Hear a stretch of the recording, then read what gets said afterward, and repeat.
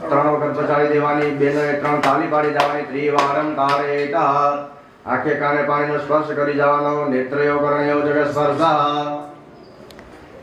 હાથમાં ફૂલની પાકડીને ચોખા રાખી જવાના, બે હાથ જોડી દક્ષિણે દિશા ભૈરવાય નમો નમઃ, કાલ ભૈરવાય નમો નમઃ, ગંધાકૃતપાણે નમસ્કાર કરી જવાના, મનોજવમ વારુતતુલ્યાકૃતપાણે સમર્પયામિ, બે હાથ જોડી નમસ્કાર કરી જવાના, પ્રાર્થના પર નમસ્કાર નમસ્કરોમિ, પાછી હાથમાં ફૂલની પાકડીને ચોખા રાખી જવાના, બે હાથ જોડી તમારા કુળદેવીને નમસ્કાર કરી જવાના, હરિ ઓમ માયા કુંડલને ક્રિયામતમતે કાલે ગલા માલિને નમસ્તસ્યે નમસ્તસ્યે નમસ્તસ્યે નમો નમઃ, સ્વાધારમ યોગનદિવસં મેઘવર્ણમ શુભાંગમ વંદે વિષ્ણુમભયંકરં સર્વલોકે સનાતનમ, વિનાન દેવતાભ્યો નમો નમઃ, પ્રધાન દેવતાભ્યો નમો નમઃ, ગંધાકૃતપાણી સમર્પયામિ, લક્ષ્મીનારાયણની પાસે ફૂલ ચોખા ચડાવી દેવાના, બ્રહ્મા મુરારે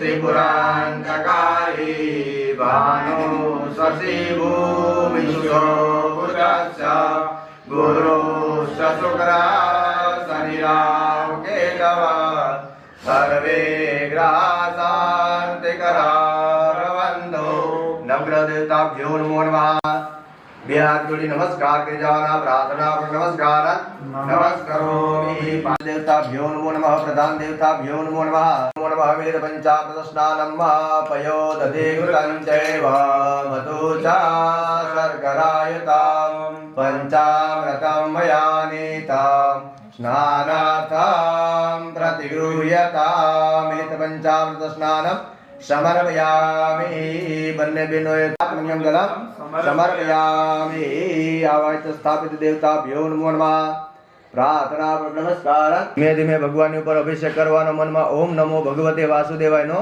એકદંતમ દ્વિતીયકમ તૃતીયમ કૃષ્ણપિંગાક્ષ પુત્રાર્થે લભતે પુત્ર મોક્ષાર્થે લભતે ગતિમ જપે ગણપતિ સ્તોત્ર ષડભીમાસમ બલમ લભે સંવત્સરેણ સિદ્ધિં ચ લભતે નાથસમદયમ અષ્ટેભ્યો બ્રાહ્મણે વાસુદે પ્રતિગૃહ્યતામ, વસ્ત્રોપવસ્ત્રમાવૈત સ્થાપિત દેવતાભ્યો નમો નમઃ, વસ્ત્રોપવસ્ત્રમ સમર્પયામિ, યજ્ઞોપવીતમ ભગવાનને જનોય પહેરાવી દેવાની, યજ્ઞોપવીતમ પરમં પવિત્રં પ્રજાપતેય સહજાં પુરસ્તાદ પ્રસિદ્ધઃ, પુષ્પમ સમર્પયામિ, આવાય સ્થાપિત દેવતાભ્યો નમો નમઃ, પ્રધાન દેવતાભ્યો નમો નમઃ, પુષ્પમ સમર્પયામિ, પુષ્પમાલિકા વિભૂષયામિ,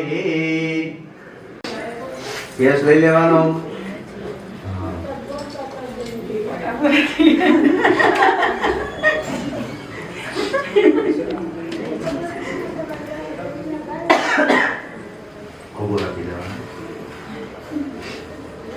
हरि ओम बलम कर्णे विष्णुयाम देवा बलम वसेमा चबिद्राः सिरे रंगे सुष्ठुवा कुशस्थलो दिव्यसे वै देव इदयदायुः द्यो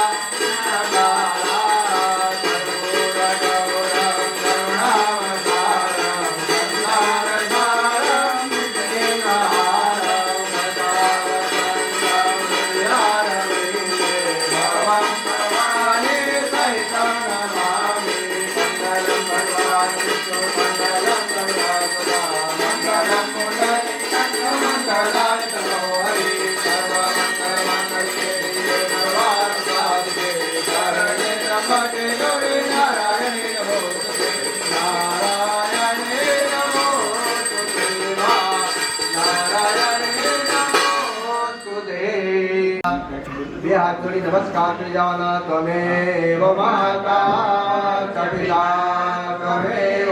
તે હનુમાન સલીસા હોય સિદ્ધિ સામી.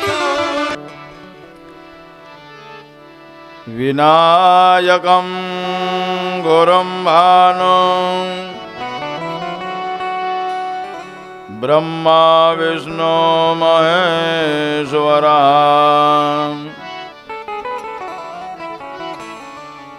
સરસ્વતીં પ્રણમ્યાદો સર્વકાર્યાર્થસિદ્ધયે. વસુદેવસુતં દેવં કંસચાણૂરમર્દનં દેવકી પરમાનંદં કૃષ્ણં વંદે જગદ્ગુરું. ગુરુર્બ્રહ્મા ગુરુર્વિષ્ણુ ગુરુર્દેવો મહેશ્વરા. ગુરુર્સાક્ષાત્ પરબ્રહ્મા તસ્મૈ શ્રી ગુરવે નમઃ. તસ્મૈ શ્રી ગુરવે નમઃ.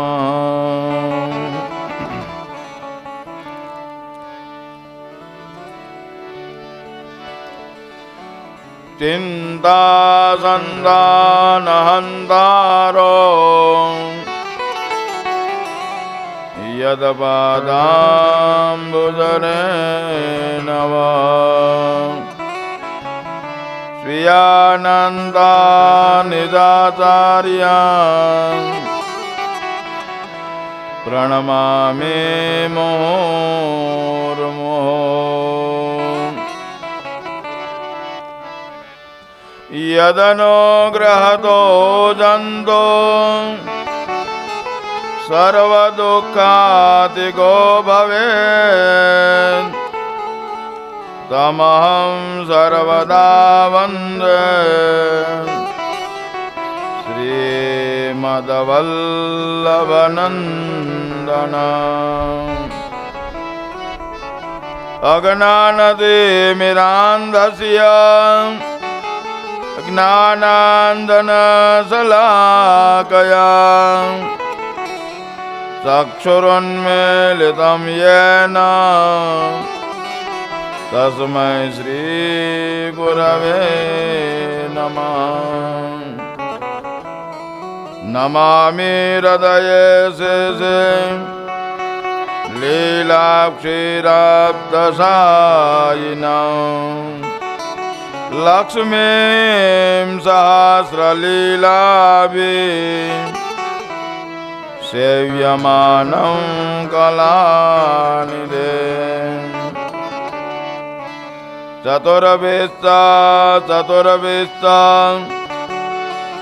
ચતુર્ભેસ્તા ત્રિભીસ્તથા ષડભી વિરાજતે યોऽસૌ પંચધારદયે મમ.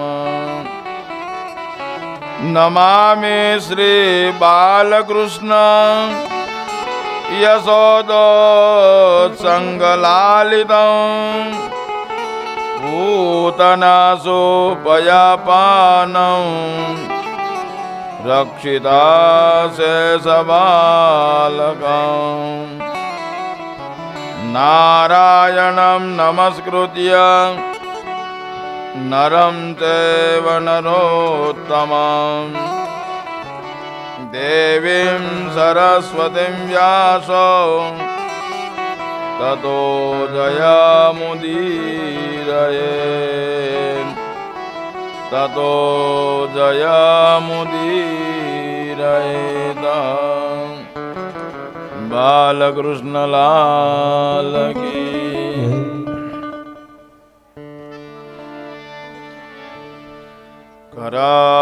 करारविन्दे न पदारविन्दं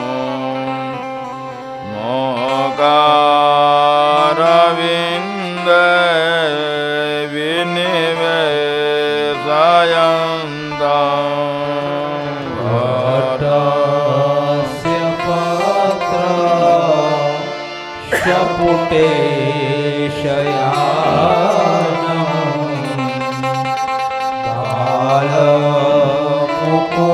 बालमुकुन्दं मनसा स्वरामि श्रीकृष्ण गोविन्द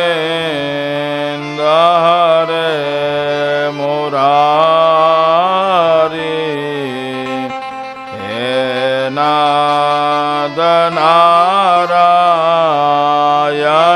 वासुदेव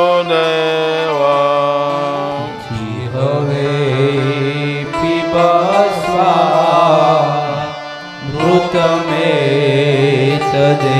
मृतमेतदेव गोविन्द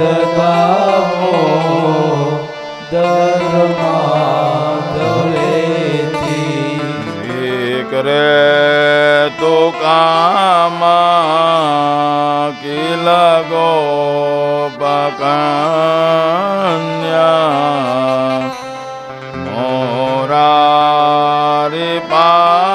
मोरारिपादार प्रीततीर्थवृत्ति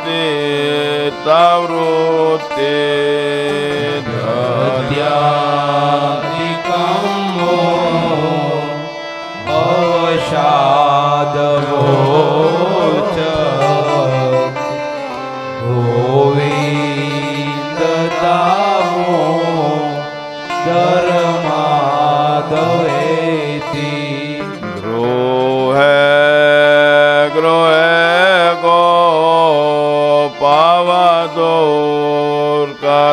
गोपवधूर्कदम्बा सर्वे मिलित्वा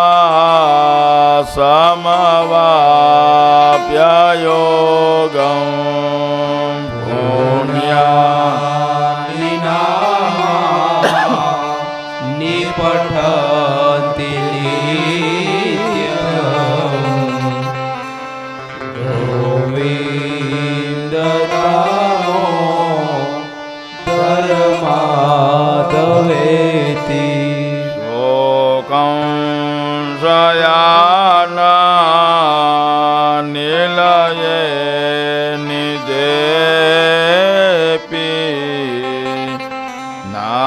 नामानि विष्णो प्रवदन्ति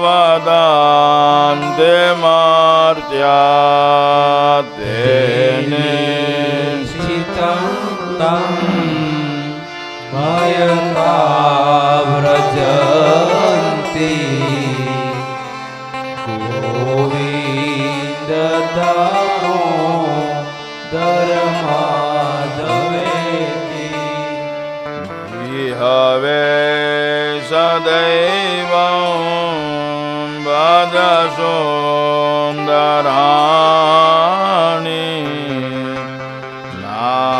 नामानि कृष्ण श्यामनोहराणि समस्तभक्ता त्रिविनाशनानि गोविन्द दामोदरमाधवेति शोकावसाने इदमेव सारं दुःखावसाने इदमेवग्नेयं देहावसाने इदमेव जाप्यम् गोविन्द दामोदर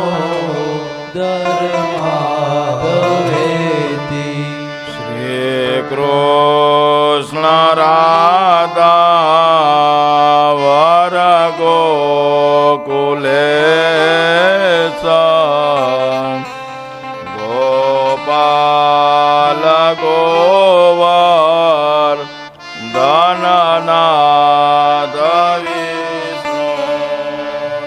હવે પીબસ્વા ભૂતમેત દેવો ગોવિંદ રામો ધર્માધવેતિ ગોવિંદ દામો ધર્માધવેતિ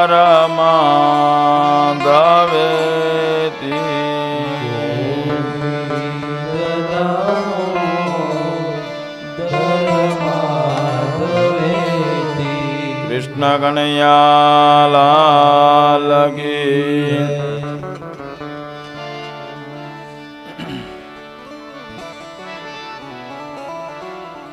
શ્રી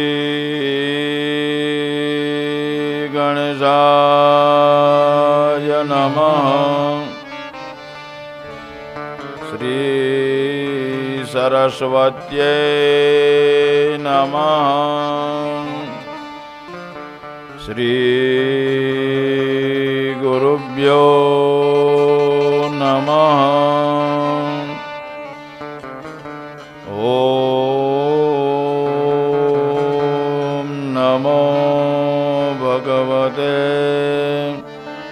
વાસુદેવાય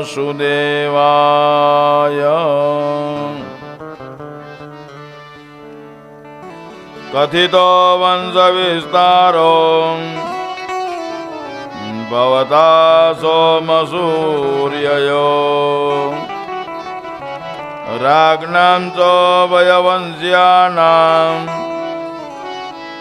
ચરિતાંબરમાદભુતં ગિરિરાજધરણ કી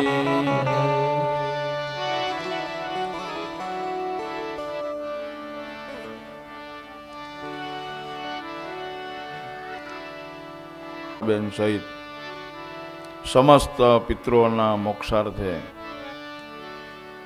જે આ 7 દિવસનો સમૂહ જ્ઞાન યજ્ઞ, તો આવા જ્ઞાન યજ્ઞની અંદર આજે આપણો 6થો દિવસ.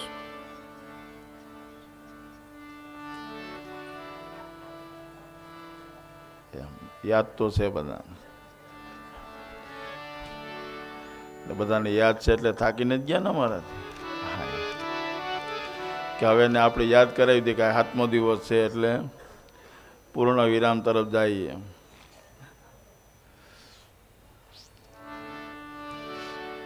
મતલબ કે કથા આપણામાં થોડી બેઠી યાદ છે આપણને કે 6 દિવસ સુધી ભગવાનનું જે આપણે ભજન અને કીર્તન કર્યું છે. તો એવા જ પરીક્ષિત મહારાજે જ્યારે આ કથા સાંભળી અને એના સર્પદંશનો જે 7મો દિવસ છે,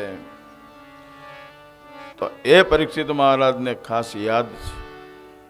તો એમ આપણું જે કલ્યાણ થવાનું છે, ગયેલા જીવાત્માઓની પાછળ જે આપણે 7 દિવસનો આજે આ યજ્ઞ છે, તો એ યજ્ઞથી એ ગયેલા જીવાત્માને મોક્ષની પ્રાપ્તિ થાય, આપણા જીવનની અંદર સુખ, શાંતિ અને સમૃદ્ધિની પ્રાપ્તિ થાય, આવી ભગવાનને પ્રાપ્તિ. તો એવા આજે 7મા દિવસનું પ્રથમ અને છેલ્લું સત્ર. તો ગઈકાલની કથાની અંદર પરીક્ષિત મહારાજને સુખદેવજી મહારાજે કૃષ્ણ પરમાત્મા જ્યારે દ્વારકાધીશ થયા છે, તો એવા દ્વારકાધીશનું પ્રથમ લગ્ન એટલે રૂક્ષ્મણી સાથે થયું છે. વિદર્ભ નગરીની અંદર ભીષ્મક રાજાએ કન્યાદાનો કર્યા છે અને કન્યાદાનો થયા પછી લગ્ન વિધિ સમસ્ત પૂરી થઈ. વેવાયોને ખૂબ જમેડ્યા મનોજભાઈ ને એને કાલે. પછી થોડી દોડાદોડી થઈ હતી પણ બધું થાળે વ્યવસ્થિત બધાને ભરપેટે આખી 56 કોટી યાદવ કુળને બધાને જમાડ્યા છે. તો આવા લગ્નની અંદર ખૂબ ધામધૂમથી આપણે પણ અહીંયા ગંગા નદીના તટે અને જે ભાગવતની અંદર ઉત્સવ આવ્યો છે એ જ ઉત્સવ પ્રમાણે ભીષ્મકનું પાત્ર લીધું. શુદ્ધમતી એટલે આપણે શિલ્પાબેન ને બધા અને વેવાયો પણ એવા કે કાનાની જાણ લઈને જેમ એના દીકરાને લઈને આવ્યા હતા એમ જ પાછા આમાં પણ અમે જેમ સ્વાગત આપણે કર્યું તેમ એને પણ પાછું. તો એ ફરી પાછા જાણ લઈને ધામધૂમથી આવ્યા અને આપણે ફરી પાછા એનું સ્વાગત કર્યું અને આમ ગીત ગાતા ગાતા લગ્ન વિધિ સંપન્ન થાય. અને લગ્ન વિધિ સંપન્ન થાય એટલે રાતવાસો છે એ વસુદેવ દેવકીજી 56 કોટી યાદવ કુળ બધાને વિશ્રાંતિ આપી છે, બધાને ઉતારા આપ્યા છે. તો આમ ઉતારા સાથે રાત ચાન રોકાણી છે. ફરી પાછો સવાર થયું છે અને સવાર થયું તો આ કથાની અંદર ત્યાર પછીનો જેટલો સમય છે એ બધો હાસ્યરસનો જ છે, એમાં ક્યાંય કરુણતા નથી લખવા. તો એમાં વસુદેવ અને દેવકીજીએ છે એ ભીષ્મક રાજા પાસે જ્યારે કીધેલું છે કે હવે અમને રજા આપો, રજા આપવાનું કીધું એટલે ભીષ્મક રાજાએ છે શુદ્ધમતી માતા છે એને રૂક્ષ્મણીજી જે હતા એ તો સાક્ષાત લક્ષ્મીનું સ્વરૂપ છે અને એવા લક્ષ્મીનું સ્વરૂપ છે એટલે એને બીજી તો શું શિખામણોના 2 શબ્દો કીધા અને 2 શબ્દો કીધા ત્યારે જ્યારે વિદાય થઈ છે ત્યારે જે ગંધર્વો હતા એ બધા ગાવા લાગ્યા છે.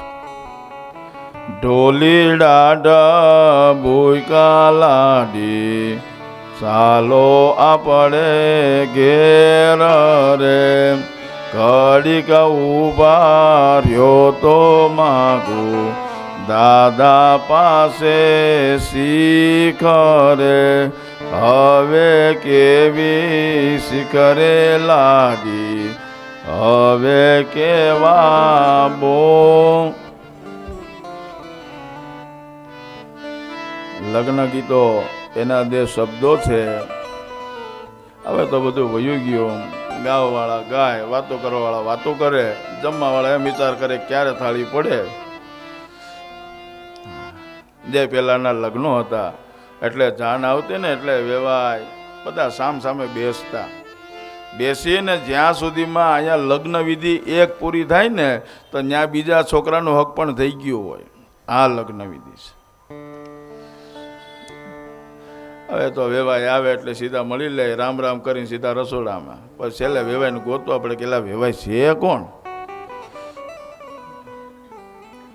પણ આત્મીયતા બંધાય, એકબીજાની ઓળખાણ થાય અને ઓળખાણ કરતાં કરતાં કોનો દીકરો શું કરે છે, કેવડો છે, કઈ છોકરી છે, આ બધી ત્યાં બેઠા બેઠા ચર્ચાઓ થતી. અને જ્યારે ચર્ચાઓ થઈ રહી ને તો આ બાજુ લગ્ન વિધિ થઈ જાય ત્યાં એકાદા છોકરાનું એમાં ગોઠવાઈ ગયું. આ લગ્ન વિધિનું મહત્વ છે. લગ્ન એટલે જોડાવાનું છે. ખાલી પતિ પત્ની થાય, વરાજો અને કન્યા આ બંને જણા જે પરણે છે ને એ જેમ જોડાય છે એમ વેવાયો છે, વેવાયણો છે, આ પણ જોડાય છે. આત્મીયતા બંધાય, નજીક આવે એટલે ભાવ અને પ્રેમ બને છે. આ લગ્ન તો આવો આ લગ્ન વિધિનું મહાત્મ્ય હતું. એ સુખદેવજી મહારાજે પરીક્ષિત મહારાજને કીધેલું છે. તો પહેલા લગ્ન છે રૂક્ષ્મણી સાથે થયા. એવી 8 પટરાણીઓ કરીશ. 8 પટરાણીઓનું વર્ણન સાંભળવા જાય તો બીજા 7 દી થાય. કેમ ગયા મનોજભાઈ, કરવા છે 7 દી બીજા? હા, તો બીજા 7 દિવસ થાય ત્યારે 8 પટરાણીઓ પરણે બીજી. પણ સંક્ષિપ્તની અંદર આપણે કહીએ તો સુખદેવજી મહારાજે બીજા ભગવાનના જે લગ્ન થયા છે તો એમાં એક પ્રશ્નથી 2 લગ્ન કરવા પડ્યા ભગવાનને. તો એક પ્રશ્નથી 2 લગ્ન, તો એક જાંબુવંતી અને સત્યભામા છે. તો આ સત્યભામા જે છે, સુખદેવજી મહારાજ કહે છે કે રાજા, જાંબુવંતી સાથે પણ ભગવાને લગ્ન કર્યા હતા, સત્યભામા સાથે પણ લગ્ન કર્યા હતા. પરીક્ષિત મહારાજ કહે છે કે ભગવાન તો દ્વારકાધીશ, ભગવાન પોતે છે, તો આ રીછડીની સાથે શા માટે પરિણ્યા એ મને કહો. ત્યારે સુખદેવજી મહારાજ કહે છે કે રાજા, સત્રાજીત જે હતા, આ સત્રાજીતની પાસે સ્યમંતક મણિ હતો, અને આ સ્યમંતક મણિ હતો એટલે રોજને માટે થઈ 100 ભાર છે સોનું આપતો. ભગવાન કૃષ્ણ પરમાત્માને ખબર પડી એટલે કૃષ્ણ પરમાત્માએ સત્રાજીતને કીધેલું છે કે જો આ સ્યમંતક મણિ મને આપ, તો આપણું જે મારું આ દ્વારકા નગરી છે એ બધાને સુખ શાંતિ મળે બધા. પણ સત્રાજીતે આપ્યો નથી. પણ એમાં થયું એવું કે સત્રાજીતનો ભાઈ જે હતા, પ્રસેન હતો, એ પ્રસેન આ જે મણિ હતો એ મણિ ગળાની અંદર પહેરી અને મૃગ્યા રમવા માટે ગયો. જ્યારે મૃગ્યા રમવા માટે ગયો ત્યારે જંગલની અંદર જે જાંબુવન નામ હતો, એ જાંબુવંતે એની સાથે યુદ્ધ કર્યું, એને મારી નાખ્યો. અને જાંબુવંત આ મણિ લઈને વયો ગયો છે. પ્રસેન આવ્યો નહીં, મણિ ચોરાણો. એટલે સત્રાજીતે બધે જાહેર કર્યું કે આ કૃષ્ણને પહેલેથી ચોરી કરવાની ઈચ્છા છે અને ચોરી કરતો રહે છે. જો એ કહે અને આપી દો તો વાંધો નહીં, પણ જો ન આપો તો ગમે એમ કરીને લઈ તો જાય જ. સત્રાજીતે બધું આવું જાહેર કર્યું છે કે મારો જે સ્યમંતક મણિ હતો, સ્યમંતક મણિ લઈ ગયો અને મારા ભાઈને મારી નાખ્યો છે.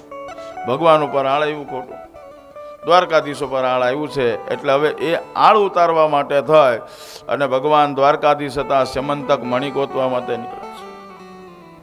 સ્યમંતક મણિ ગોતવા માટે નીકળ્યા છે ત્યારે જોયું છે તો એક જાંબુવંતના એને પગલા દેખાણા. પગલે પગલે ગયા ત્યારે એક ગુફા આવી છે. આ ગુફાની અંદર જ્યારે જેવા ગયા છે તો જેવા ગુફામાં પ્રવેશ કર્યો એટલે જાંબુવંતની દીકરી જાંબુવંતી હતી, આ સ્યમંતક મણિ લઈ અને રમે છે.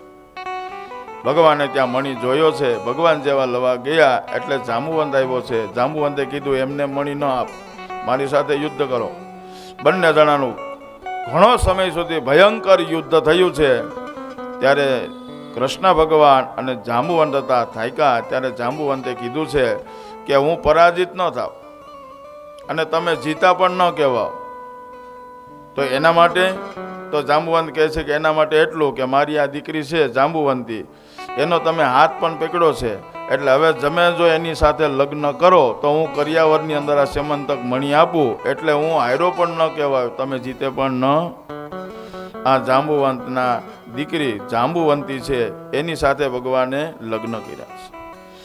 તો એ લગ્ન થયા પછી ભગવાન ફરી પાછા દ્વારકાની અંદર આવ્યા અને જે સ્યમંતક મણિ હતો એ સ્યમંતક મણિ આ સત્રાજીતને આપ્યો છે. સત્રાજીતને કીધેલું છે કે તે મારા ઉપર ખોટું આળ ચડાવ્યું હતું, એટલા માટે થઈને મારે આ રીછડીને પણ માનીતી કહીને બોલાવવી પડી અને એની સાથે મારે લગ્ન કરવા પડ્યા. આલે આ તારો મણિ આપ્યો અને બધી હકીકત હતી તે કહી સંભળાવી છે. સત્રાજીતને ઘણો જ પસ્તાવો થયો કે મેં ભગવાન ઉપર ખોટું આળ નાખ્યું. હવે એ પસ્તાવો થયો છે, દુઃખ થયું છે, તો હવે ભગવાનની સાથે સંધિ કરવી છે તો શું કરવું? એટલે સત્રાજીતે વિચાર કરી અને ફરી પાછું દ્વારકા કહેવરાયું છે. દ્વારકા કહેવરાયું છે કે મારી દીકરી જે સત્યભામા છે ને એ મારે કૃષ્ણની સાથે લગ્ન કરવા. દ્વારકાધીશને કહેવરાયું. ભગવાન દ્વારકાધીશ જાણ લઈને આવ્યા. સત્રાજીતે પોતાની દીકરી જે સત્યભામા હતી એ સત્યભામાના લગ્ન કર્યા અને લગ્ન કર્યા ત્યારે કરિયાવરની અંદર સત્રાજીતે ઘણો જ જે છે કરિયાવર આપ્યો અને એમાં સ્યમંતક મણિ મૂક્યો. એટલે કૃષ્ણ ભગવાન દ્વારકાધીશે કીધેલું તારી દીકરીને લવ, પણ આ મારે મણિ જોતો, કારણ કે આ મણિ લેવા હાટું થઈને જ મારા બીજા 2 લગ્ન કરવા પડ્યા છે, તારો મણિ પાછો લે. ભગવાને સ્યમંતક મણિ આપી દીધો. સત્રાજીતને સત્યભામા જે હતા એનું પાણી ગ્રહણ કર્યું છે. એટલે પહેલા લગ્ન જે છે એ રૂક્ષ્મણી સાથે થયા, ત્યાર પછી જાંબુવંતી સાથે થયા અને ત્યાર પછીના લગ્ન છે એ સત્યભામા સાથે થયા. આમ ભગવાનને 3 પટરાણીઓ થઈ છે અને આગળ જતા જે ભગવાનના લગ્ન થયા છે એ એક એકના લગ્ન બતાવ્યા છે. તો એવા જે લગ્ન બતાવ્યા છે તો આગળના સમયની અંદર અવંતી રાજા, અવંતી નગરીના જે રાજા હતા એ અવંતી નગરીના રાજાનું નામ અરવિંદ હતું. આ અરવિંદની જે દીકરી હતી એ દીકરીનું નામ મિત્રવૃંદા છે. આ મિત્રવૃંદા સાથે પણ ભગવાને લગ્ન કર્યા છે. ત્યાર પછીના જે ભગવાન દ્વારકાધીશ હતા એ દ્વારકાધીશના જે ફય હતા, આ ફયની જે દીકરી છે એને પણ દ્વારકાધીશ સાથે એટલો જ પ્રેમ હતો, એટલો જ લગાવ હતો, એટલો જ ભાવ હતો, એટલે ભગવાને એને સ્વીકારી છે. તો એ દીકરીનું નામ પણ પડ્યું છે મિત્ર. એ ભગવાનની અંદર જે આસક્ત થયેલી હતી તો એની સાથે પણ ભગવાને લગ્ન કર્યા, એ જ આ મિત્રવૃંદા. અને ત્યાર પછી કૌશલ દેશના જે રાજા હતા એની દીકરીનું નામ નગ્નજીત છે. તો એ નગ્નજીતી સાથે પણ ભગવાને લગ્ન કર્યા છે. અને ત્યાર પછી સત્યા જે હતી એ સત્યાની સાથે ભગવાને જ્યારે દ્વારકાધીશને લગ્ન કર્યા છે. કારણ કે આ સત્યા નાનપણથી જ ભગવાનની અંદર આસક્ત હતી. પણ સત્યાના જે પિતા હતા એનો સંકલ્પ હતો કે એક પોતાના નગરની અંદર આખલો હતો. આ આખલાને જે જીતે તો એની સાથે મારી આ દીકરીને આપ. ઘણા રાજાઓ આવ્યા છે છતાં પણ જીતા નહીં. ત્યારે આ રાજા જે હતા એ નિરાશ થયા છે. ત્યારે ભગવાને જે સમજ્યા કે એની દીકરી મારી સાથે આસક્ત થયેલી છે એટલે ભગવાને આ સત્યાને પણ સ્વીકારી છે. ત્યાર પછીનો ભગવાન સુખદેવજી મહારાજ કહે છે કે કઈ કઈ દેશના જે રાજા હતા સંત દર્દન, તો એવા સંત દર્દનની જે બેન હતી તો એ બેનની સાથે એનું નામ હતું ભદ્રા. તો આ ભદ્રાની સાથે પણ ભગવાને લગ્ન કર્યા છે. ત્યાર પછી મુદ્ર દેશના રાજા જે હતા એને એની દીકરીની સાથે લગ્ન કર્યા, તો એનું નામ છે લક્ષ્મણા છે. ત્યાર પછી આમ આ જે 8 કન્યાઓ સાથે કે ભગવાને જે એને પટરાણીઓ બનાવી છે, તો એમ ભગવાને એક એકની સાથે જે ભગવાનની અંદર આસક્તિ હતી, ભગવાનની સાથે પ્રેમ અને ભાવ રાખતી હતી, એ બધી જ જે પટરાણીઓ તરીકે ભગવાને સ્થાપિત કરી છે. તો એવી 8 પટરાણીઓ છે તેના પણ ભગવાન સુખદેવજી મહારાજે નામ આપ્યા છે. તો આમ ભગવાને જે 8 પટરાણીઓ થાય તો પ્રથમ પહેલાં રૂક્ષ્મણી છે, બીજા જાંબુવંતી, ત્રીજા સત્યભામા, ચોથા કાલિંદી, પાંચમા છે મિત્રવૃંદા છે, છઠ્ઠા છે જે સત્યા એટલે એનું નામ નગ્નજીતી પણ છે. એ સત્યાની સાથે લગ્ન કર્યા. અને ત્યાર પછી ભદ્રા અને લક્ષ્મણા. આમ 8 પટરાણીઓ જ્યારે થઈ છે, ભગવાને 8 પટરાણીઓને સ્વીકારી છે. તો એવા સમયની અંદર ભૌમાસુર નામનો જે રાક્ષસ હતો, આ ભૌમાસુરે જે હતી ત્યારે જગતની અંદર એવું હતું થઈ ગયું હતું કે જેને 16,108 રાણી હશે એ દ્વારકાધીશ એટલે ભગવાનનો અવતાર છે આવું જાહેર થયું. આમ જ્યારે ત્યાર થયું હતું એટલે આ ભૌમાસુર છે એ બધી કન્યાઓનું હરણ કરી અને પોતાના કેદખાનામાં પૂરી હતી. એમાંથી 16,100 થઈ ગઈ. પણ આ બધી 16,100 હતી એ બધી ભગવાનની અંદર આસક્ત થઈ, ભગવાનને યાદ કરતી, શ્રદ્ધા અને ભાવ રાખતી, એટલે ભગવાને આ ભૌમાસુરને માર્યો છે. અને 16,100 કન્યાઓને જ્યારે છોડી છે ત્યારે આ બધી જ કન્યાઓ છે ભગવાનના શરણમાં ગઈ. અને ભગવાનના શરણમાં ગઈ એટલે ભગવાને એને સ્વીકારી છે. 8 રાણીઓ હતી, 16,100 કરી એટલે 16,108 રાણી ભગવાન કૃષ્ણ પરમાત્માએ કરી છે. બોલો દ્વારિકા કી જય. આવા ભગવાનના લગ્ન 16,108 રાણી સાથે કર્યા છે. કે જ્યારે ભગવાનનો જન્મ થયો હતો ત્યારે ભગવાન શિવજી હતા. અને શિવજી જ્યારે આવ્યા છે, હરિ અને હરનું મિલન થયું ત્યારે યશોદા માતાને શિવજીએ કીધેલું છે કે તમારો આ દીકરો છે બહુ મોટો સંસારી થશે. તો એ ભગવાને 16,108 રાણી કરી છે. આમ 16,108 રાણી સાથે ભગવાન દરરોજને માટે રહેવા લાગ્યા છે. આમ ભગવાન જ્યારે દરરોજને માટે જ્યારે રહેતા હતા ત્યારે એમાં બતાવ્યું છે કે રોજ ભગવાન જે છે જ્યારે હજી બ્રહ્મ મુહૂર્ત થાય અને બ્રહ્મ મુહૂર્તની અંદર ભગવાન જ્યારે જાગે છે, 16,108 રાણીઓ છે ભગવાનની સેવામાં લાગી છે. આમ કરતા કરતા એક વખતે નારદજીને સંદેહ થયો છે. નારદજીને સંદેહ થયો નારદજી વિચાર કરે છે કે એક હાચવામાં એટલી બધી તકલીફ થાય છે, તો આ તો 16,108 રાણીઓ છે, આને કેવી રીતના મનાવતા હશે? તો આટલે બધે ક્યારે ફરી રહેતા છે? 16,108 રાણી સાથે ફરવું. અને બીજું કે આ બધું કરતા કરતા ભગવાન ઘર સંસાર ચલાવતા ચલાવતા રાજપાટ ને બધું કેમ કરતા હશે? આવો એને સંદેહ થયો છે. અને કીધેલું છે કે રાજપાટને ચલાવવા માટે સમય જોઈએ, તો આમાંથી ભગવાન ક્યારે મળે આપણે? આવો વિચાર કરી અને નારદ મુનિ હતા એક વખતે દ્વારકા નગરીની અંદર ગયા છે. અને દ્વારકા નગરીની અંદર જાય નારદજી વિચાર કરે કે આ શું કરે છે આખો દિવસ? તો નારદજી હતા એ ફરવા લાગ્યા દ્વારકા નગરીની અંદર, એક એક રાણીને ત્યાં ગયા છે. તો સવારમાં બ્રહ્મ મુહૂર્તથી ચાલુ કર્યું, ભગવાન જાગ્યા ત્યાંથી. તો કોઈ જગ્યાએ ભગવાન હજી ઉઠ્યા છે, કોઈ જગ્યાએ ભગવાન સ્નાન કરે છે, કોઈ જગ્યાએ ભગવાન સંધ્યા કરે છે, કોઈ જગ્યાએ ભગવાન પૂજા કરે છે, કોઈ જગ્યાએ જપ કરે છે, કોઈ જગ્યાએ છે ચા પાણી કરે છે, કોઈ જગ્યાએ નાસ્તો કરે છે, કોઈ જગ્યાએ બાળકો સાથે બેઠા, કોઈ જગ્યાએ છે એની સ્ત્રીઓ સાથે બેઠેલા છે. આમ આખો દિવસ છે નારદ મુનિ પીડ્યા છે. આમ આખો દિવસ નારદ મુનિ પીડ્યા છે. એ નારદ મુનિની અષ્ટપ્રહરની પૂજા છે. એમ વૈષ્ણવો માટે થઈ અને શ્રેષ્ઠ અને ઉત્તમ એવી અષ્ટપ્રહરની પૂજા બતાવી છે. વૈષ્ણવો કે જે ભગવાનના છે એ વૈષ્ણવો છે. અને આવા વૈષ્ણવો જે છે એ વૈષ્ણવો હજી ભગવાન જાગ્યા ન હોય ને, ઈ પેલા જાય અને મંદિરની સામે ભગવાનના મંગલાના દર્શન કરવા માટે ઉભા રહી જાય છે. અને જે ભગવાનના મંગલાના દર્શન કરવા માટેની રાહ જોઈ અને આતુરતાથી જે ઉભેલા છે, એ આતુરતાથી ઉભેલા એ બધાની ભગવાનની રાહ જોતા જોતા મધુર સ્વરે છે એ બધા ગાય છે, ભગવાનને જગાડે છે. અને જેને આપણે કહીએ છીએ પ્રભાતિયા છે.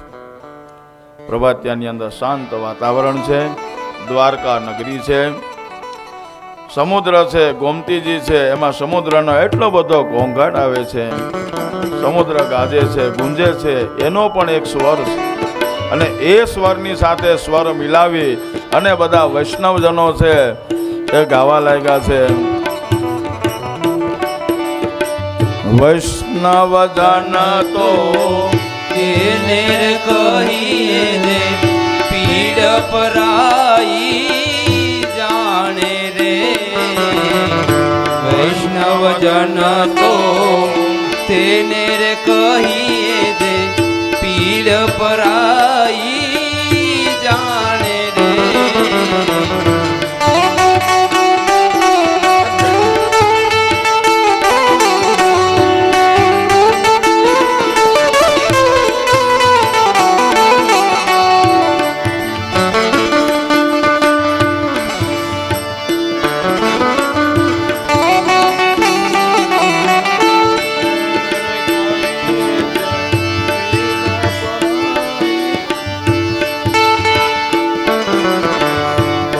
દુઃખે ઉપકાર કરે તોય મન અભિમાન ન માને રે. વૈષ્ણવજન તો તેને રે કહીએ રે પીડ પરાઈ જાણે રે. વૈષ્ણવજન તો તેને રે કહીએ. આવા વૈષ્ણવજનો છે. પર દુઃખે ઉપકાર કરે તો એ મન અભિમાન ન. કારણ કે ભગવાનના ભક્ત કેવા હોવા જોઈએ કે એને અભિમાન ન હોય. અભિમાની નથી, સતત ભગવાનનું પણ કાર્ય કરે, સાંસારિક અને વ્યવહારિક કાર્ય પણ કરે, કે જે જરૂરતમંદ વ્યક્તિ છે એને પણ સહાય કરે. આવા વૈષ્ણવ દુઃખી માણસની પણ સેવા કરેલી છે, છતાં પણ મન અભિમાન, ક્યારે મનની અંદર અભિમાન નથી કરતા. આવા વૈષ્ણવજનો છે એ ભગવાન દ્વારકાધીશને રોજ સવારે ઉઠી અને આવા મંગલાના દર્શન કરે અને ભગવાનને કહે છે કે અમે તમારા છીએ, અમારામાં અભિમાન નથી. એટલે જ પણ કહે છે કે દર્શન દ્યો ઘનશ્યામ રામ મોરી અખિયા પ્યાસ. અમે આવા છીએ તો હે ઘનશ્યામ અમને દર્શન આપો. આવી આતુરતાથી રાહ જોવે છે, અને જે આતુરતાથી રાહ જોવે છે એમાં નિસ્વાર્થ ભાવ છે.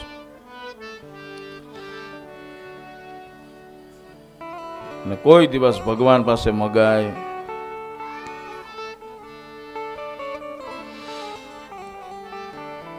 ભગવાન પાસે માગવું ન પડે. કારણ કે ભગવાનને ખબર છે કે તમેથી ઘરેથી નીકળો ને ત્યાં જ એને ખબર હોય કે આ શું કામ આવે છે. એટલે કોઈ દિવસ સંકલ્પ કરીને જવાય. ભગવાનની પાસે ગયા તો આપણી પાસે જે કંઈ હોય આપણી શક્તિ ભક્તિ પ્રમાણેલું હોય એ ભગવાનને અર્પણ કર્યું. બાકી ભગવાનને કહેવાનું કે અમારા જીવનની અંદર પુણ્યનો ઉદય કરજો, અમારું કલ્યાણ કરજો, કર્મની વૃદ્ધિ કરજો, નિરોગી નિરામય સ્વાસ્થ્યની પ્રાપ્તિ કરાવજો, શુભ લક્ષ્મી, સ્થિર લક્ષ્મી અને દસવિધ લક્ષ્મીની પ્રાપ્તિ. પછી કેવી લક્ષ્મી ક્યારે કેટલી આપવી એ ભગવાનને ખબર જ છે. બાકી કદાચ 24 કલાક હું આખી જિંદગી મીઠા કરો તો જેટલું ભાગ્યમાં હોય એટલું જ મળે, એનાથી વિશેષ કંઈ મળતું. એમ ભગવાનના વૈષ્ણવજનો છે ભગવાનની અંદર તન્મય થાય અને ભગવાનના મંગલાના દર્શન કરે છે. જેવા ભગવાનના મંગલાના દર્શન થાય એટલે પોતાનું જીવન ધન્ય થયું, આમ વૈષ્ણવજનો છે એ વિચારે છે. તો એમ નારદજી હતા એમ બધે જ ફરવા લાગ્યા. ફરતા ફરતા અષ્ટપ્રહરની જે પૂજા હતી તો એ અષ્ટપ્રહરની પૂજા આ નારદજીએ બતાવી છે. એ અષ્ટપ્રહરની પૂજા થયા પછી નારદજી હતા, સાંજના સમયે ભગવાન દ્વારકાધીશ હતા એ બાળકોની સાથે રમતા હતા. અને બાળકો સાથે રમતા રમતા સમય મેળો એટલે પોતાની પટરાણીઓ સાથે જ્યારે બેઠા હતા ત્યારે નારદજી ગયા છે.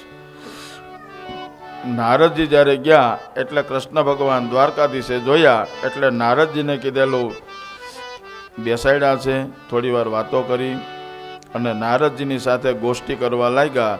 એટલે નારદજીએ ભગવાન દ્વારકાધીશને કીધું કે હું સવારથી બ્રહ્મ મુહૂર્તથી માંડી અને આખો દિવસ ફર્યો, તો તમે આખો દિવસ તમારું પ્રવૃત્તિમય છે તો તમે તમારા ભક્તોનું કલ્યાણ ક્યારે કરો?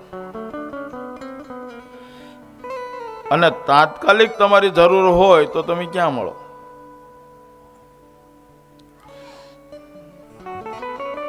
એમાં અત્યારે કોમ્પ્યુટર યુગ આવી ગયો છે અને કોમ્પ્યુટર યુગની અંદર ફોનના નંબર હોય એમાં અમુક નંબર હોય ને પર્સનલ હોય, એ જે પોતાના હોય ને એની પાસે જ હોય કે જેને આપણે તાત્કાલિક આપણે મળવું હોય કે એને મળવું હોય તો આ પર્સનલ નંબર હોય. તો એ જે પર્સનલ નંબર છે એ નારદજીએ બતાવ્યા છે. અને નારદજીએ પૂછ્યું એટલે કૃષ્ણ ભગવાને એને બતાવ્યું છે કે મારા પ્રશ્ન નંબર કયા છે. એટલે નારદજીને ભગવાન દ્વારકાધીશ હતા એ નારદજીને કહે છે, નારદજીને કહે નારદ તારે જો મને ગમે ત્યારે મળવું હોય, મારા દર્શન કરવા હોય તો હું તને સરનામું આપું એ તું લખી લે, મારા નંબર આપું એ તું લખી લે. એટલે ભગવાન કહેવા લાગ્યા છે નાહમ વસામિ વૈકુંઠે યોગિનામ હૃદયેન ચ. પણ ક્યાં? તો કે મદ ભક્તા યત્ર ગાયન્તે તત્ર તિષ્ઠામિ નારદ. ભગવાને સરનામું આપ્યું નારદ. નારદજીને કહે છે કે ના હમ વસામી વૈકુંઠે. ભગવાન નારદજીને કહે છે કે તમે કદાચ ગમે ત્યારે ઓચિંતાના આવી જાઓ તો હું વૈકુંઠની અંદર પણ ન મળું. યોગીનામ હૃદયે, કદાચ તમને એમ લાગે યોગીઓ છે તો યોગની પાસે પણ હું ન મળું. પણ ક્યાં મળું? તો કે મદ ભક્તા યત્ર ગાયંતી,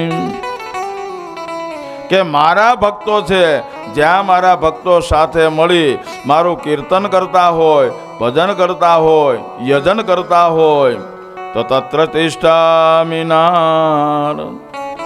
તો તમે જ્યાં ઓચિંતાના 24 કલાકમાં ગમે ત્યારે આવો, પણ મારા ભક્તો જ્યાં ગાતા હશે, ચિંતન કરતા હશે, કીર્તન ભક્તિ કરતા હશે, તો ત્યાં હું ગમે ત્યારે આવો તો ત્યાં હું હોવ ને મળું અને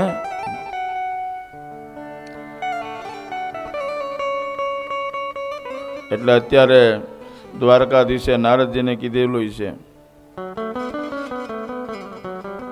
કે ગુરુવારથી માંડી અને બુધવાર સુધી ઋષિકેશ ક્ષેત્રની અંદર સરદારા પરિવાર દ્વારા જે ભાગવત સપ્તાહ છે, તમારે ઓચિંતાનું ગમે ત્યારે કામ મળે તો ત્યાં આવજો, હું એ ત્યાં મળીને.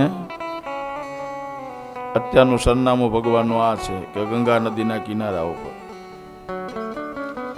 તો મળે જ ભગવાન.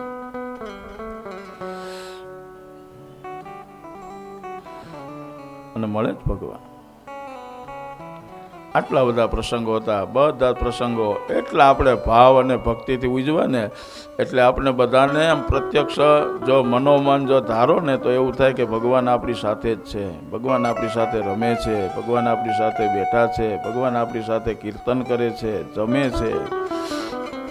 આ બધા સત્સંગો સાંભળતા સાંભળતા આ ભાવ થવો એટલે ભગવાન આપણી સાથે જ છે.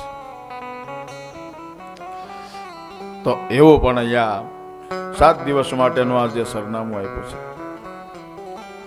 આમ નારદજી અને દ્વારકાધીશ આ બંને જણાનું અહીંયા મિલન બતાવ્યું છે.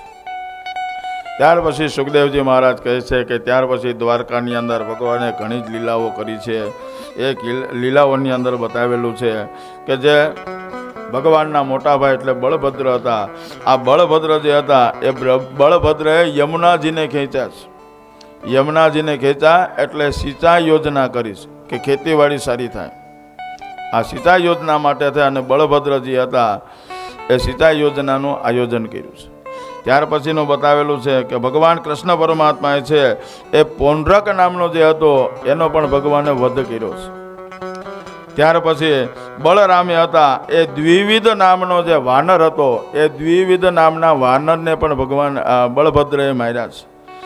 અને ત્યાર પછી બળરામે હતા એ ખેતીવાડી સપાટ થાય, સરખી થાય એટલા માટે ખેતીવાડી જે છે એના માટે થઈ અને ઇન્દ્રપ્રસ્થ નગરી બનાવી છે. આ ઇન્દ્રપ્રસ્થ નગરી જે છે જમીન સીધી કરી અને ત્યાર પછી મય દાનવને બોલાવ્યો છે કે મોટો આર્કિટેક્ટ મોટો મય દાનવ છે. અને મય દાનવને કીધેલું છે કે આ ઇન્દ્રપ્રસ્થ છે ખાંડવ પ્રસ્થ હતો. પાંડવોને દુર્યોધને કૌરવોએ એ પાંડવોને જે હતી કે ખાંડવ પ્રસ્થ આપ્યો, જે ખાડા ખબડા હોય, ટેકરા હોય, જમીન કાંઈ સીધી ન હોય તો એ સીધી કરવા માટે થઈને બળભદ્રએ પ્રયત્ન કર્યો, ખેતીવાડી કરી અને પછી મય દાનવને બોલાવ્યો કે આની અંદર તમે નગરી બનાવો. અને એ જે મય દાનવે નગરી બનાવી એ ઇન્દ્રપ્રસ્થ છે. તો આવી ઇન્દ્રપ્રસ્થની અંદર એટલી બધી સુવિધા હતી.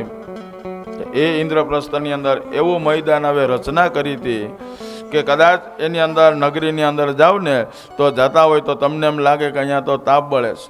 ઉપરથી ચાલો એટલે કંઈ દેખાય નહીં. તમને એવું લાગે કે અહીંયા ખાડો હશે, પાણી ભરેલું છે, ઉપરથી હાલો કંઈ દેખાય. તમને એમ લાગે કે અહીંયા પાણી નથી અને ઉપર હાલો તો એમાં પડો. એવું લાગે કે અહીંયા કાચ કે એવું દરવાજો હોય છે, જ્યાં ખોલો તો દિવાલમાં ભટકે. આવી નગરી છે આ મય દાનવે બનાવી. સુખદેવજી મહારાજ કહે છે કે આવું ઇન્દ્રપ્રસ્થ હતું એ ઇન્દ્રપ્રસ્થને પણ બનાવ્યું છે. પાંડવો હતા એની અંદર રાજપાટ કરે છે. અને રાજપાટ જ્યારે કરતા હતા ત્યારે સુખદેવજી મહારાજ કીધેલું છે રાજા જ્યારે આ ઇન્દ્રપ્રસ્થની અંદર પાંડવોને ગયા, તમારા દાદાને બધા જ્યારે રહેવા લાગ્યા છે, ઘણો સમય થયો, એટલે ફરી પાછો યુધિષ્ઠિર મહારાજને યજ્ઞ કરવો છે. આ યજ્ઞ કરવો છે. તો એ યજ્ઞ કરવા માટે થઈ અને દ્વારકાધીશને આમંત્રણ આપ્યું છે. જો ભાગવત કેટલું અટપટું છે. આગળની કથા જોવો તો આગળની કથાની અંદર ભગવાન સ્વધામ પધારી ગયા છે. ફરી પાછો વચ્ચે અટપટું આવ્યું, ફરી પાછું છેલ્લે પાછું જો ક્યાં આવીને ઊભું રહે. તો એમ ફરી પાછા અહીંયા પાંડવોને છે યજ્ઞ કરવો હતો. યજ્ઞ કરવા માટે થાય અને જ્યારે દ્વારકાધીશને બોલાવ્યા છે, દ્વારકાધીશ ફરી પાછા આવ્યા એટલે પાંડવોએ કીધેલું છે કે અમારે આવો યજ્ઞ કરવો છે. તો એ યજ્ઞના આયોજન માટે થઈને કૃષ્ણ ભગવાન વિચાર કરે કે સંપત્તિ નથી એટલી બધી, તો સંપત્તિ માટે શું કરવું? ત્યારે ભગવાન કૃષ્ણ પરમાત્માએ છે એ અર્જુન અને સુભદ્રા, કૃષ્ણ ભગવાનની બેન, તો એની સાથેનો મિલાપ કરાવ્યો છે. બળભદ્ર એને ઘણી ના પાડી છે, પણ અંતે ભગવાને જ્યારે સમજાવ્યા છે એટલે કૃષ્ણ ભગવાનના કહેવાથી સુભદ્રાના લગ્ન છે અર્જુન સાથે થયા. અને જ્યારે એની સાથે લગ્ન થયા છે ત્યારે ભગવાને એને સંપત્તિ ઘણી આપી કર્યા, કારણ કે ધર્મ માટે તેને યજ્ઞ કરવો છે. અને ભગવાન દ્વારકાધીશને ખબર હતી કે હું પાંડવોને એમને સંપત્તિ આપીશ ને તો લેશે નહીં, એટલા માટે થાય અને ભગવાન દ્વારકાધીશે સુભદ્રના લગ્ન છે એ કૃષ્ણ ભગવાનની સાથે કરાવ્યા. એમાં ઘણી સંપત્તિ આપી છે, છતાં પણ સંપત્તિ ઘટે છે. યજ્ઞ એટલો બધો મોટો હતો કે સંપત્તિ પુષ્કળ જોઈએ તો જ યજ્ઞ થાય. તો આ માટે થાય અને વિચાર કર્યો એટલે 4 ટુકડીઓ બનાવી છે. ચારે દિશાઓને, ત્રણેય દિશાઓમાં 3 ટુકડી ગઈ અને એક ટુકડીની અંદર અર્જુન, કૃષ્ણ ભગવાન અને ભીમ રહ્યા છે. એક દિશામાં આ 3 જણા ગયા છે. બ્રાહ્મણનું સ્વરૂપ ધારણ કર્યું, જરાસંઘની પાસે જાય અને યુદ્ધની માગણી કરી છે. યુદ્ધની માગણી કરી એટલે ભગવાન કૃષ્ણ પરમાત્માએ કીધેલું છે કે 3માંથી એકને તમને જે પસંદ આવે તે પસંદ કરો. પણ આ જરાસંઘ હતો એ ઓળખી ગયો હતો એટલે જરાસંઘે ભીમને પસંદ કર્યા છે. ત્યારે બંને જણાનું દ્વંદ્વ યુદ્ધ થયું છે. આ દ્વંદ્વ યુદ્ધની અંદર ભીમ છે એ ઘણી વખત પરાસ્ત થયો છે. ભીમ પરાસ્ત થયા એટલે ભીમે કૃષ્ણ ભગવાન દ્વારકાધીશને કીધેલું છે કે હવે હું આ યુદ્ધ નહીં કરું. એ કે કેમ? હું કે માર ખાઈ ખાઈને થાકી ગયો છું, એટલે હવે હું આ યુદ્ધ નહીં કરું.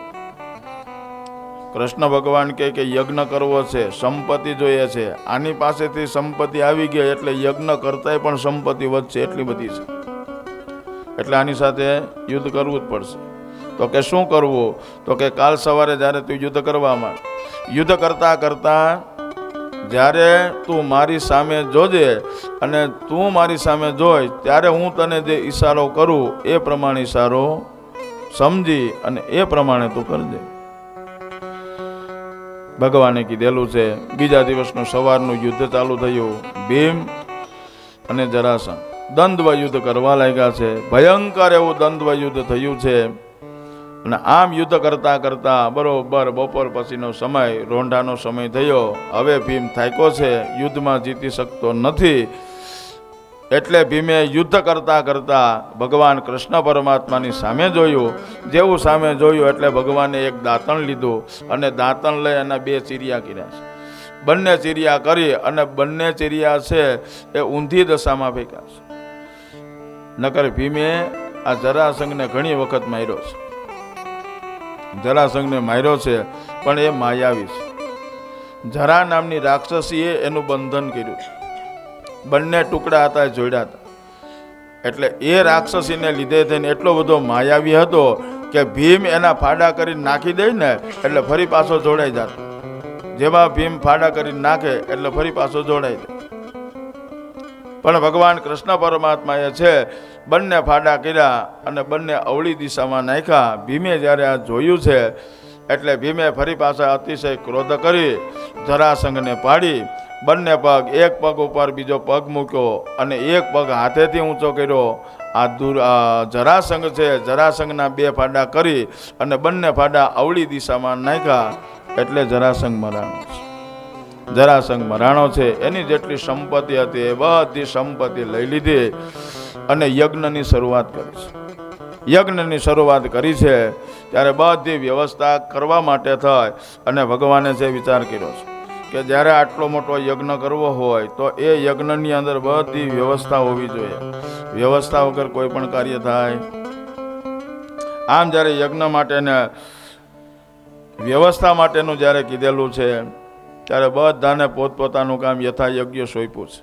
એટલે જ બતાવ્યું છે કે આવા જ્યારે મોટા યજ્ઞોને કરવા હોય ને તો એ યજ્ઞ કરવા માટે થાય અને આવી બધી વ્યવસ્થાઓ કરવી પડે છે કે જેથી કરી અને મુખ્ય યજમાન જે છે એ ફ્રી રહી શકે. આમ ફ્રી રહી શકવા માટે થાય અને આ બધી વ્યવસ્થા બતાવી છે. તો એમાં યથાયોગ્ય જેને જે ફાવતું હોય, જેને જે ગમતું હોય, કરી શકે એમ હોય એને બધું કામ સોંપાય. તો કામ સોંપવામાં આવ્યું છે. તો કામ સોંપવા માટે તેને કીધેલું છે કે ભીમ બહુ ખાય અને જે ખાય ને એ ખવડાવી શકે. પછી પોતાને ડાયાબિટીસ હોય એટલે સમજે કે બધા નહીં છે એટલે મોડી સાત પાયા કરે. પણ એલા અમને નથી, તમને ડાયાબિટીસ, અમને થોડીક છે. પણ જે ખાય એ ખવડાવી શકે. ભીમ ખાવાના પણ એટલા શોખીન હતા અને ખવડાવવાના પણ ઉદાર હતા. એટલે ભીમને સુદામપુરી રસોડું સોંપ્યું છે. પછી જે મોજ શોખવાળા હોય ને, આનંદવાળા, તો આનંદ કોને ગમે? તો આનંદ ગમે છે તો સહદેવ અને નકુલ બધા એને ખાલી, કારણ કે બે નાના, એને ખાલી આનંદ જ કરવાનો, મોજ શોખ ને આનંદ. તો એ મોજ શોખ કરે એટલે એને જેવી વ્યવસ્થા જોઈએ, એને સારી હોટલો જોઈએ, ફર્સ્ટ ક્લાસ એસી વાળી હોવી જોઈએ, રૂમ, બેડરૂમ સારા હોવા જોઈએ, સુગંધી પદાર્થો હોવા જોઈએ. તો આ જે એને જોઈ છે એને મોજ શોખ કરવો તો એ જ કરાવી શકે. એટલે એને મોજ શોખની બધી વસ્તુઓ, આરામ વિશ્રાંતિ માટેની વ્યવસ્થા એને સોંપી છે. પછી બધા વડીલો આવે છે તો માન મર્યાદા કોણ પાળી શકે એવું છે? તો કે માન મર્યાદા કોણ પાળી શકે? તો કે યુધિષ્ઠિર મહારાજ મોટા છે. નાનો કદાચ ગમે એટલું કરે ને તો હું કે ભાઈ તમે મોટા છો ને, જવા દો. મોટાને બધું જવા જ દેવું પડે, કારણ કે માન મર્યાદા મોટામાં છે. યુધિષ્ઠિર મહારાજને માન મર્યાદા છે, સમજે છે. એટલે યુધિષ્ઠિર મહારાજને બધા જે મહેમાનો આવે એને કેવી રીતના ક્યાં બેસાડવા, કેવા આસન આપવા, આ બધી વ્યવસ્થા છે યુધિષ્ઠિર મહારાજને સોંપી છે. અને ત્યાર પછી સોંપી છે કે જે મહેમાનો આવે છે એના સ્વાગત, પ્રથમ પહેલું સ્વાગત છે સારામાં સારું થવું જોઈએ. જો પ્રથમ પહેલું સ્વાગત સારું થયું તો બધું વ્યવસ્થિત થાય. તો એવા સ્વાગત જે છે, સ્વાગતના અધિકારી કોણ છે?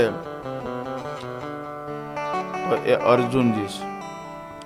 અર્જુનને છે બધી સ્વાગતની જે છે તૈયારીઓ એ બધી અર્જુનને સોંપી છે. આમ બધી વ્યવસ્થા થઈ ગઈ. એટલે દ્વારકાધીશ કહે છે કે હવે તમારે કોઈ ચિંતા નથી. પણ ચિંતા એક હતી, બધો આટલો મોટો યજ્ઞ છે, બધાને આમંત્રિતો કર્યા છે, બધા જ આવશે, બધાનો આ બધી વ્યવસ્થા થઈ જાય. બધી વ્યવસ્થા થઈ જાય, જમણવાર પણ બધું પતી જાય. તો એ પતી ગયા પછી એના જે વાસણો જે છે એ કોણ ઉપાડશે? આ પ્રશ્ન હતો. એટલે આ બધી વ્યવસ્થા થઈ ગઈ. એટલે દ્વારકાધીશે કીધું બધી વ્યવસ્થા થઈ ગઈ છે, હવે કાંઈ બાકી છે? પણ આ ભીમ છે ને એ કૃષ્ણ ભગવાનની મસ્કરી કર્યા જ કરતો, દ્વારકાધીશની મસ્કરી કરતો. એટલે ભીમે છે દ્વારકાધીશને કીધું કે બધી વ્યવસ્થા થઈ ગઈ છે, તમે બધાને કામ સોંપી દીધા?